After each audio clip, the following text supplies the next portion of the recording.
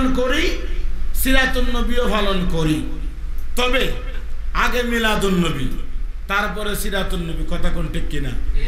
হ্যাঁ, আপনারা কথা বলেন ঠিক কিনা? আগে কি মিলাদুন নবী না সিরাতুন নবী? আগে মিলাদুন নবী, তারপরে বাংলাদেশের তথাকথিত একটা মৌলবী, যিনি যুক্তির জন্য শ্রেষ্ঠ, নাম হইলে গিয়া ডাইলহুরি অলিহুরি, তাই একটা বই লেখছে সিরাতুন নবী বনাম মিলাদুন নবী। তাইনের বইয়ের যে নাম দিছে, নামের মধ্যে উনি স্পষ্ট ভুল করেছে, নামের মধ্যে উনি স্পষ্ট ভুল করেছে। আপনারাই বলেন, আগে জন্ম নাকি আগে কর্ম? জন্ম আগে না কর্ম আগে? তাহলে জন্ম যেহেতু আগে হয়, তাহলে হবে মিলাদুন নবী বনাম সিরাতুন নবী। হাত তুলে বলেন ঠিক কিনা? তাই যে বই লেখছে, বইয়ের মধ্যে লেখছে সিরাতুন নবী বনাম মিলাদুন নবী। তাই প্রমাণ করতে চাচ্ছেন নবীজির কর্ম আগে, নবীজির আগমন হইল পরে। এতে উনি সিরাতুন নবীর যে গিলাফ আছে, সিরাতুন নবীর চাদর দিয়া মিলাদুন নবীকে ডেকে রাখতে চা। মিলাদুন নবীকে তুমি ওলি হরি ডেকে রাখতে পারবা না। মিলাদুন নবীর আলো স্বয়ং রাসূলুল্লাহ প্রকাশ করে দিয়েছেন। স্বয়ং আল্লাহ রাব্বুল আলামিন ফেরেশতার দল নিয়ে মিলাদুন নবী পালন করেছে। কথা বলেন ঠিক কিনা? তুমি চাদর দিয়া, সিরাতুন নবীর চাদর দিয়া মিলাদুন নবী ডাকতে চাও, তুমি মৌলবী না? তুমি মৌলবী না? তুমি কি ডাকবা মিয়া? তোমার ভোলা সারা জীবন তুমি আলিম বানাইলা, তোমার ভোলা একটা সালাফি হইছে, তোমার খবর নাই। কথা কোন ঠিক কিনা? আগে ঘর সামলাও। কথা কোন ঠিক কিনা? অলিহুরি সাহেব, আগে ঘর সামলাও। বাজানো আহলে সুন্নাত ওয়াল জামাতের অনুসারী যারা, তারা মিলাদুন নবী মানে, সিরাতুন নবীও মানে। আগে মিলাদুন নবী, তারপরে সিরাতুন নবী। বাবারে, মিলাদুন নবী বলতে কি বোঝায়? নবীজির আগমনকে বোঝায়। আমার আল্লাহ বলে বিসমিল্লাহির রহমানির রহিম, কুল বিফাদলিল্লাহি ওয়া বিরহমাতিহি ফাবিযালিকা ফালফরাহু। আমার আল্লাহ বলে দুনিয়ার মানুষ, ওরে দুনিয়ার মানুষ, তোমরা ইলম এবং রহমত পাইয়া, তাফসীরের মধ্যে বলা হয়েছে কুল বিফাদলিল্লাহ, এখানে ফদল দ্বারা ইলম বোঝানো হয়েছে। ওয়া বিরহমাতিহি, ওয়া বিরহমাতিহি, রহমত দিয়া রহমাতাল লিল আলামিনকে বোঝানো হয়েছে। বাজানো আমার আল্লাহ বলে রহমত এবং ইলম পাইয়া ফাল ইফরাহু, তোমরা আনন্দ উল্লাস করো। আমার আল্লাহ যদি মিলাদুন নবীর করার জন্য হুকুম দিতে পারে রে, আমার আল্লাহ যদি আনন্দ উল্লাস করার জন্য বলতে পারে, আপনি আমি এই কাজটা করা দরকার আসেনি? জোরে কোন আসেনি? এখন কাঁচা বাসায় কেমন লাগে? বাদুর মাছ আইলে কুত্তা ভাগলো, এর হায়া লজ্জা নাই। মিলাদুন নবীর মাছ আইলে ওয়াহাবিরা ভাগলো। মিলাদুন নবীরে কেমনে বন্ধ করা যায়? কথা কোন ঠিক কিনা? এই ওয়াহাবি মৌলবি ডাইন কি সুক্কা টুপি লাগা, ডাইল কায়া গাট্টারে এমন মুডা করছে, এটা জবাই করলো 3টা চাকু লাগবো। কথা কোন ঠিক কিনা? আমরাও তো গার মুডা, কিন্তু আমরা জবাই করার কথা আমরা ইনসাল কেউ করতো না, কারণ ভিতরে মদিনাওয়ালার প্রেম আছে। কথা কোন ঠিক কিনা? বাবারা আমার, ওয়াহাবিরার বিরুদ্ধে কথা কইবা বুকে সাহস নিয়া, আর যদি দুনুসুনু করো, তাহলে তুমি তোমার ইমান বান্যার সঙ্গে শেখা, তোমার ইমান ঠিক না। যা বলবো নবীর পক্ষে বলবো। কথা কোন ঠিক কিনা? বাবার আমার গভীর মনোযোগ। আল্লাহ বলে তোমরা ইলম এবং রহমত পাইয়া ফালে ফরাহু, আনন্দ উল্লাস করো, আনন্দ উল্লাস করো। তাই তো আমরা মিলাদুন নবী পালন করি, তাই তো আমরা মিলাদুন নবী পালন করি। বাজান রে, আমরা মিলাদুন নবীর মধ্যে, আমরা মিলাদুন নবীর মধ্যে যাইয়া শোনা বন্ধুর গান গায় না, একটাই স্লোগান থাকে, ইয়া রাসূলুল্লাহ, ইয়া রাসূলুল্লাহ, ইয়া রাসূলুল্লাহ। কথা বলেন ঠিক কিনা? প্রত্যেকের জবানে একই স্লোগান থাকে, ইয়া রাসূলুল্লাহ, ইয়া হাবিবাল্লাহ। সকল ঈদের সেরা ঈদ ঈদে মিলাদুন নবী। কথা কোন ঠিক কিনা? একটা দল বাইরিছে, একটা দল বাইরিছে সকল ঈদের সেরা ঈদ ঈদে মিলাদুন নবী বলা যাবে না। নাউজুবিল্লাহ, আস্তে কইবেন না, জোরে কইবেন। এই মৌলবীটার নাম হইল মুতালিব হোসেন সালেহী। এ ওহাবির চারবাদ। এক কিছুদিন পর পরে দেলোয়ার হোসেন সাইদির পক্ষে কথা কয়, একবার মিলাদুন নবীর বিরুদ্ধে কথা কয়, আরেকবার নূরের বিরুদ্ধে কথা কয়, আবার নবী হাজের নাজের, হাজের নাজেরের বিরুদ্ধে কথাবার্তা বলে। কিছুদিন পর পর ভাইরাল হওয়ার জন্য নবীরে নিয়ে কথাবার্তা নিয়ে বাবা মিডিয়ার সামনে আসে। বাবারে, আমি মনে করি এটা ওয়াহাবির চেয়ে আরো বাদ। কথা কোন ঠিক কিনা? এ নাম্বার ওয়ান মুনাফিক। কথা কোন ঠিক কিনা? ওয়াহাবিরা তো এমনি, কিন্তু এরা তো যা কোটাই দেখো। আরে হ্যাঁ, আল্লাহ সালারতে তুই ডাইলে কিছু রে বাত যা আছে গাবরের মতো একখানো করে কসলায় মাইরা দে, বাইরা লইতো। কিরে আমি রুকন যে বাইরা লইছি না, আমার মাহফিল কিতা কম? হ্যাঁ মিয়া কম। আমি তো এমনি ওয়াজ করি, একবার করি ওয়াজ করি বাইঙ্গুনের ওয়াজ, একবার করি বেটেন দিতে ডেক মরা, এর ভিতরে নবীর ফ্রেম ঢুকায়। এতে তো আমি এমনি বাইরা। সুবহানাল্লাহ কইতা না? ইয়া তো বাদ দেখায় লাভ নাই। যতদিন থাকবো ইয়া রাসূলুল্লাহর গান গাইমু। কথা কোন ঠিক কিনা? এখন এই ফুলারাই তোমরা কও, সকল ঈদের সেরা ঈদ, সকল ঈদের সেরা ঈদ লক্ষ্মীপুর দরবার শরীফ, লক্ষ্মীপুর দরবার শরীফ, লক্ষ্মীপুরের দরবার শরীফের পক্ষ থেকে লক্ষ সালাম মদিনাতে, লক্ষ্মীপুর দরবার শরীফের পক্ষ থেকে এই স্লোগান যারা দিবা, মনে করবা এটা হাডি সুন্নি। এটা কি দা মুনাফিক মার্কা মুসলমান হওয়ার দরকার। এরপরে দেখুন সরসিনার হিসাব খুতবায়ে সালিহিয়ার মধ্যে লেখছে, আমার দ্বারা প্রমাণ আছে, তাই লেখছে মুহরমের 10 তারিখে নাকি নবীজির গুনাহ খাতা মাফ করছে। নাউজুবিল্লাহ, আস্তে কইবে না জোরে কইবা? নবীর কোনো গুনাহ আসেনি? জোরে কোন আছে? আল আম্বিয়াউল মাসুমুন, সমস্ত নবীগণ মাসুম। কথা কোন ঠিক কিনা? যে মৌলবী কোন নবীর গুনাহ আছে, এই মৌলবী আবার মুজাদ্দিদ কিভাবে হয়? এটা শয়তানের মুজাদ্দিদ। কথা কোন ঠিক কিনা? বাবার আমার আলোচনার মধ্যে যাই। আলোচনাটা হইল ওয়ামা আরসালনাকা ইল্লা রাহমাতাল লিল আলামিন। আমরা নবী রহমত না গজব? জোরে কোন রহমত না গজব? অনেকে আমরা দেশের মধ্যে বক্তারাও আসরে যে বিশ্ব নবী খনি। হ্যাঁ কথা বলেন, কয়নি? বাবা বল আমার অন্য ওয়াজ ছাড়ার দরকার নাই, বিশ্ব নবীর ওয়াজটা চাইল। যারা বলে নবীকে বিশ্ব নবী, হের ইমানে ভেজাল আছে। কথা কোন ঠিক কিনা? যারা বলে বিশ্ব নবী, এতে বোঝায় নবী খালি দুনিয়ার ওই আখিরাতের না, আখিরাতে নবী এর দরকার নাই। নবীকে বিশ্ব নবী বলা যাবে না। আমার আল্লাহ সারা জাহানের রহমত, রহমত হিসেবে প্রেরণ করেছেন হাবিব।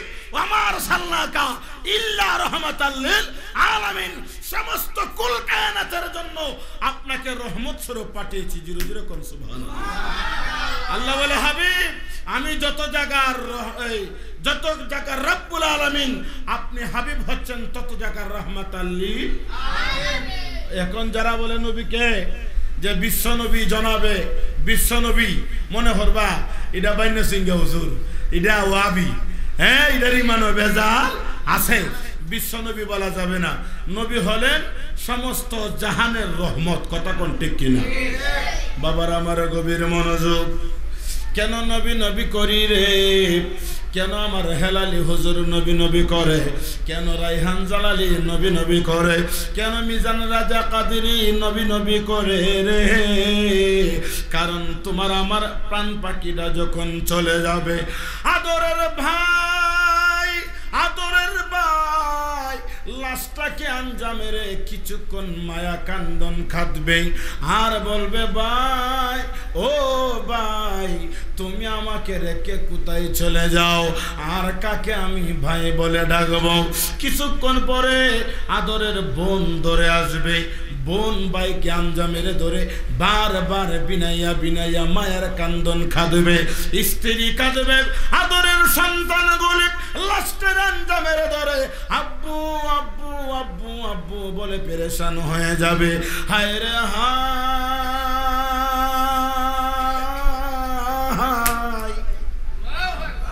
আমার কান্দনের মানুষ অভাব নাই। হায় রে হায়, হায় রে হায়, আমার কয়বরের সাথী কেউ নাই, আমার কয়বরের সাথী কেউ নাই, আমার কয়বরের সাথে কেউ নাই। বন্ধুরে এই মুহূর্তে যদি তুমি মারা যাও, তোমাকে তোমার ভাই বেরাদর আত্মীয় স্বজনেরা কিছুক্ষণের ভিতরে গোসল করাইয়া কাফনের কাফন পরাইয়া জানাজার মাঠে জানাজার নামাজ দিয়া বন্ধুরে কবরস্থানের মধ্যে ঢুকাইয়া দিবে। কবরস্থানের মধ্যে যখন ঢুকাইয়া দিবে, বাবারা আমার, এই কবরস্থানে রাখার সময় প্রত্যেকের জবানে একটাই শব্দ থাকবে, বিসমিল্লাহ আলা মিল্লাতে রাসূলিল্লাহ। বন্ধু, দুনিয়ার কোন পীর সাহেবের মিল্লাতে রাখা হবে না, এমপি সাহেবের মিল্লাতে রাখা হবে না, চেয়ারম্যানের মিল্লাতে রাখা হবে না, মেম্বারের মিল্লাতে রাখা হবে না, আদরের বাবার মিল্লাতে রাখা হবে না, আদরের মায়ের মিল্লাতে রাখা হবে না, আমার দয়াল নবীর মিল্লাতে রাখা হবে। বাজান রে, অন্ধকার কবরে যেই নবীর মিল্লাতে রাখা হবে, এই নবীর জন্য, এই নবীর জন্য পাগল হওয়া দরকার আছে কি আছে না? এজন্যই তো সুন্নি উলামায়ে কেরামরা, নবীর প্রেমিক যারা আছে সবার মুখে একটাই শব্দ, ইয়া রাসূলুল্লাহ। কথা কোন ঠিক কি না? কবরস্থানের মধ্যে যখন রাখবে, আমার দয়াল নবীর মিল্লাতে রাখা হবে, আমার দয়াল নবীর মিল্লাতে রাখা হবে। যখন তোমার জিজ্ঞাসা করা হবে আমার রাব্বুকা ওমা দিনুকা ওমান হাজার রাসূল, উনিকে উনিকে দয়াল নবীর ব্যাপারে তোমার ধারণা কি? যদি দুনিয়ার জমিনে লক্ষ্মীপুর দরবারের সাথে কালেকশন তোমার তাইকা থাকে, লক্ষ্মীপুর দরবার শরীফের আদর্শ হলো একজনকে আশেক রাসূল বানানো, নবীর বানানো, নবীর গোলাম বানানো, নবীর আশেক বানানো, মিলাদুন নবীর প্রতি উৎসাহিত করা। এই লক্ষ্মীপুর দরবারের এটাই মূল কালচার। কথা কোন ঠিক না? দুনিয়ার জমিনে যদি নবী নবী কইরা থাকো, যখন ফেরেশতারা বলবে, যখন ফেরেশতারা বলবে মান হাজার রাসূল উনিকে, তখন আমার নবী ডাক মাইরে বলবে, আরে ফেরেশতারা, ওরে ফেরেশতারা, আমার উম্মতরে এইভাবে বারবার জিজ্ঞাসা করিও না আমার ব্যাপারে ওনার ধারণা কি। আমি নবীর কাছ থেকে উত্তর লয়া যাও, আমি নবীর কাছ থেকে উত্তর লয়া যাও। আমি নবী আমার উম্মতরে বালা কইরা চিনি, মায়ার সুরে বলা যাবে কি ইয়া রাসূলুল্লাহ। বাবানা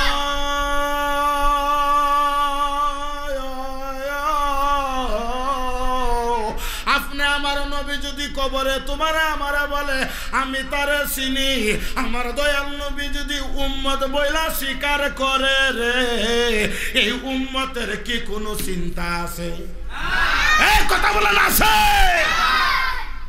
ওয়ারাফানা লাকা যিকরাক, আয়াতের তাফসীরের মধ্যে বলা হয়েছে দুনিয়ার জমিনে যদি দয়াল নবীর আশিক হয়ে থাকো, দয়াল নবীর গোলাম হয়ে থাকো, কবরস্থানে যখন তোমারে জিজ্ঞাসা করা হবে মার রাব্বুকা ওমা দিনুকা মান হাজার রাসূল, আমার নবী বলবে, আরে ফেরেশতারা, আমার উম্মতরে বারবার জিজ্ঞাসা করিও না আমারে চিনে কিনা, আমার কাছ থেকে আনসার লয়া যাও, আমি আমার উম্মতরে বালা কইরা চিনি।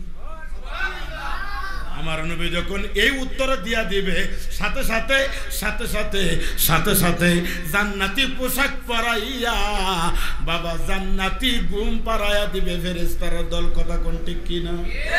আমরা জান্নাতের ওই কবরস্থানের মধ্যে জান্নাতি পোশাক পইরা আরামের ঘুম ঘুমাইতাম, চাই কি চাই না? যদি চান তাহলে নবীর প্রেম ছাড়া উপায় নাই। জোরে কোন উপায় নাই। নবীর আশিক হয়ে যাও, নবীর গোলাম হয়ে যাও। বন্ধুরা, ও বন্ধু, নবীর আশিক হয়ে যাও, নবীর গোলাম হয়ে যাও। হযরতে বেলাল হাবশী রাদিয়াল্লাহু তাআলা আনহু, নবীর কত বড় আল্লাহর দয়াল, নবীর কত বড় সাহাবী, দয়াল নবীজির এমন এক আশিক ছিলেন যে বেলাল হাবশীর দিকে একবার তাকাইলে দ্বিতীয়বার তাকানোর মন চাইতো না। বেলাল হাবশী ছিল কালো, একদম কালো, একদম বিশ্রী। এই বেলাল হাবশীকে আমার দয়াল নবী এত মহব্বত করেছে, বুকের মধ্যে টেনে এনে আমার দয়াল নবী মসজিদে নববীর মুয়াজ্জিন বানায়া দিছে। বড় করে বলা যাবে কি সুবহানাল্লাহ। ওই বেলাল হাবশী, যে বেলাল হাবশীর কাছে এখনো উনার আওলাদের কাছে, উনার বংশধরের কাছে খানায়ে কাবা এবং ওই মসজিদে নববীর চাবিগুলি তাদের কাছে থাকে। সুবহানাল্লাহ বলে। খানায়ে কাবার যে দরজা, এই দরজার চাবি বেলাল হাবশীর বংশধরের কাছে থাকে। এই উনার বংশধর ছাড়া এই চাবি বাদশার কাছেও রাখে না। সুবহানাল্লাহ বলবেন না? এত ইজ্জত কেন? এ বেলাল হাবশী, কিয়ামত পর্যন্ত তোমার শান, তোমার মহব্বত, দয়াল নবীর প্রতি মহব্বত, এই মহব্বতের শান, মহব্বত গুলি আলেম ওলামা সারা জীবন কিয়ামত পর্যন্ত পড়বে। কারণ কি? বেলাল হাবশী বলে, আমি দুনিয়ার সাধারণ মানুষের গোলামি করি নাই, আমার ঈমানওয়ালা, আমি যার প্রতি ঈমান এনেছি আমার দয়াল নবীর গোলামি করার কারণে আজকে আমি বেলালের ইজ্জত আল্লাহ বাড়ায় দিয়েছে। জুড়ে কোন সুবহানাল্লাহ। দয়াল নবী বলে, বেলাল রে, এ বেলাল কি অর্জন করলি? আমি মেরাজের মধ্যে গেলাম, মেরাজের মধ্যে যাইয়া দেখি তোর পায়ের জুতার শব্দ মেরাজের মধ্যে গিয়া আরশে মুআল্লার মধ্যে গিয়েও আমি পাইছি। জুড়ে জুড়ে কোন সুবহানাল্লাহ। বেলাল হাবশী নবীর এত বড় আশিক, নবীর এত বড় গোলাম, নবীর এত বড় আশিক, এত বড় আশিক রে বাবা। দয়াল নবীজি যেদিন দুনিয়া থেকে পর্দা করলেন, কিছুদিন পরে বেলাল হাবশী নবীর প্রেমের জ্বালা কিছুতেই উনি সহ্য করতে পারে না। উনি দিবানিশি মসজিদে নববীর মধ্যে পড়ে পড়ে কান্দে। নবীজির রওজার মধ্যে আইসা এমন ভাবে ইয়া রাসূলুল্লাহ বলে চিৎকার মারে রে। উনি এক সময় চিৎকার দিয়া উনি অজ্ঞান হয়ে যেতেন। সাহাবীরা ধরে পানি দিয়ে উনার বাবা কিছুক্ষণ উনি যখন অজ্ঞান হয়ে যেতেন মাথার মধ্যে পানি দিত, মাথার মধ্যে পানি দেওয়ার পরে উনি কিছুক্ষণ পরে ওনার জ্ঞান ফিরে আসতো। সবাই জিজ্ঞেস করতো, রে বেলাল, এরে বেলাল এত পাগলামি কেন করো? বেলালে বলে, আমি কেন পাগলামি করি জানো নি রে? আমি যখন প্রতিদিন আজান দিতাম আশহাদু আন্না মুহাম্মাদুর রাসূলুল্লাহ, আমার আজানের শেষ হয়ে যেত, আজানের পর ছায়া দেখতাম আমার ঈমান, আমার জানের জান, আমার দয়াল নবী আমার সামনে। জুড়ে জুড়ে বলা যাবে কি সুবহানাল্লাহ। কিন্তু আমি ইদানিং আজান দিচ্ছি ঠিক, কিন্তু আমার মুনিব তো আমার সামনে আসে না, যার কারণে আমার ভিতরের আগুন ধাউ ধাউ করে জ্বলে, এই আগুন নিবানোর মতো পানি পাই না। আসরের নামাজ পড়লেন বেলাল হাবশী। আসরের নামাজ পড়ে মসজিদে নববীর চাবি যতগুলি আছে গুরুত্বপূর্ণ চাবিগুলি হযরতে সিদ্দিক আকবর, হযরত আবু বকর সিদ্দিক রাদিয়াল্লাহু তাআলা আনহুর কাছে গেলেন। ভাই আবু বকর, নেও মসজিদে নববীর চাবিগুলি তোমার কাছে রাখো। হযরত আবু বকর সিদ্দিক রাদিয়াল্লাহু তাআলা আনহু ডাক মারা বলেন, এ বিলাল, ও বিলাল, মসজিদে নববীর চাবি আমার দয়াল নবী তোমার কাছে রেখে গিয়েছেন। তুমি আমার কাছে কেন রাখতেছো? তুমি কেন আমারে বারবার বিব্রত করতেছো? বেলালে হাফসি ডাক মারা কয়, ভাই ও ভাই, যেই দেশে নবী নাই এই দেশে আর আমি থাকব না। আমি নবীজির রওজা মুবারকের দিকে তাকাইলে আমার সহ্য হয় না, আমি কোনোভাবেই নিজেকে নিজে কন্ট্রোল রাখতে পারি না। সাবিরা কো হযরত বেলাল হাফসি বলে, আমি বিদায় নিলাম। হযরত আবু বকর সিদ্দিক ডাক মেরে কয়, বেলাল রে, পাগলামি করিস না রে বেলাল, তোমার যা লাগে তা দিমু, দরকার পরে গনিমতের মাল তোমার অনেক কিছু দিমু। বেলাল রে, পাগলামি করিস না। বেলালে হাফসি বলে, ভাই আবু বকর, গনিমতের মানের লোভ আমারে দেখায়ও না, আমার পোশাক আশাকের লোভ আমারে দেখায়ও না। এরে আবু বকর,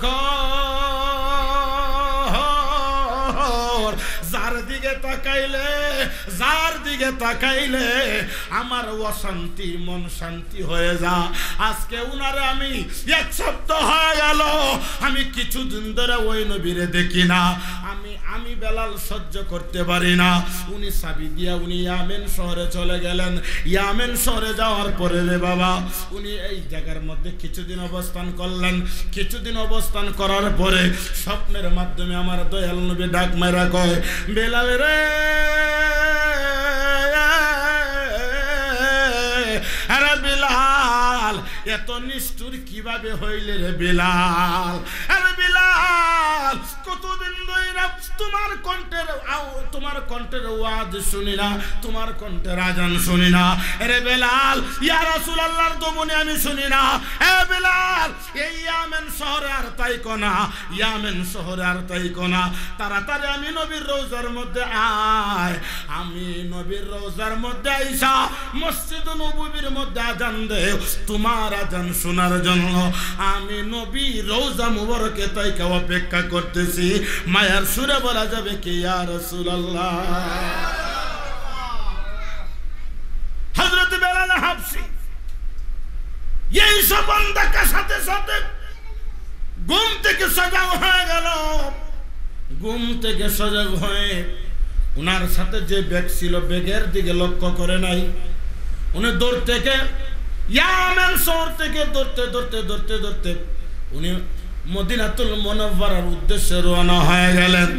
বন্ধুরে, আউলা কেসে পাগল বেশে দৌড়তে বাবা গভীর রজনী হয়ে গেল। মসজিদ নববীর মধ্যে কিন্তু তাহাজ্জুদের আজান দেওয়া হয়। যারা হজ্জের মধ্যে গেছে এরা বলতে পারবে, তাহাজ্জুদের টাইমে হযরতে বেলাল হাফসি মসজিদ নববীর সামনে দাঁড়ায়া অপেক্ষা করতেছে। বর্তমান মুয়াজ্জিনের অপেক্ষা করতেছে। উনার কাছে তো চাবি নাই। বর্তমান মুয়াজ্জিন আসছে আজান দেওয়ার জন্য। দেখতেছে হযরতে বেলাল হাফসি মসজিদ নববীর সামনে দাঁড়ায়া দয়াল নবীর মোহব্বতে বিনায়া কান্দে। মুয়াজ্জিন ডাক মারা কয়, ভাই বেলাল, ও ভাই বিলাল, এতদিন পরে কোথার থেকে আসলা রে বেলাল? এরে বেলাল, তুমি বিহীন এই মদিনার মানুষগুলি আজান শুনে তাদের তৃষ্ণা মিটে না। এরে বেলাল, প্রত্যেকেই তোমার জন্য আকুতি মিনতি করে। বেলাল, ও ভাই, এত রাত্রে কোথার থেকে আসলা? হযরত হাফসি বেলাল ডাক মারে কই, মুয়াজ্জিন রে, এত কথা বইল না, আর আমারে কষ্ট দিও না, আর প্রেমের আগুন তুমি জ্বালায়া দিও না। তাড়াতাড়ি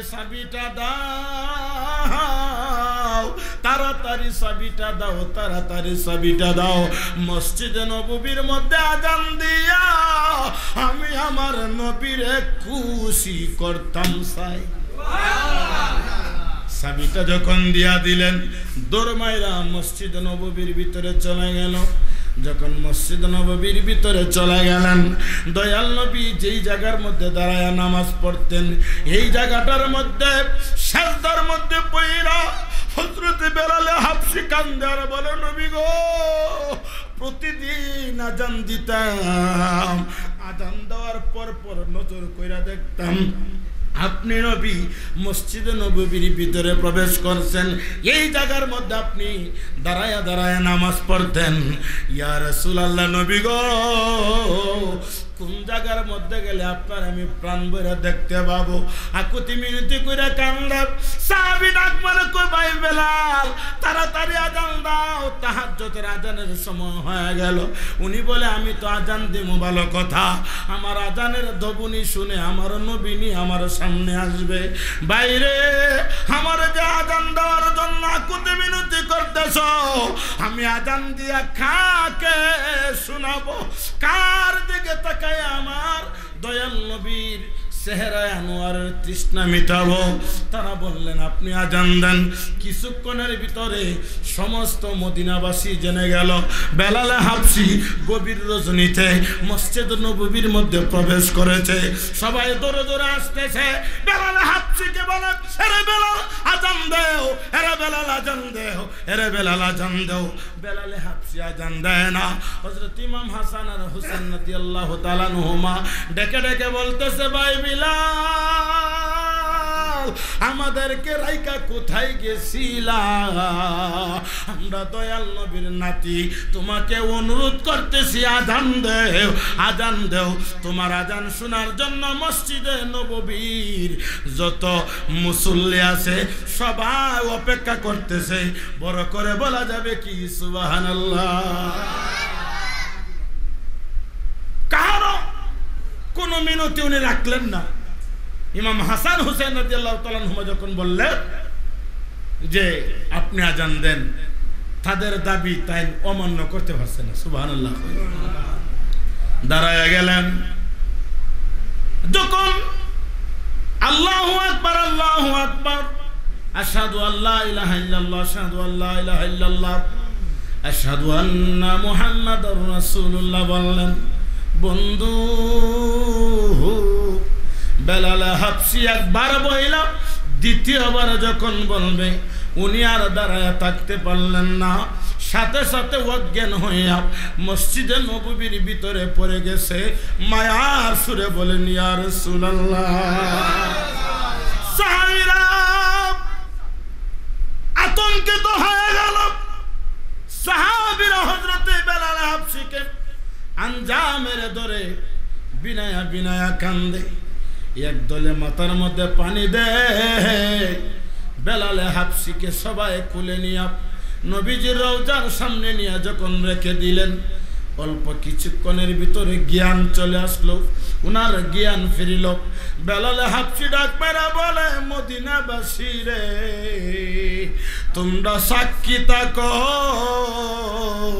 তোমাদের প্রেমের অনুভূতির প্রতি আমার দরখাস্ত।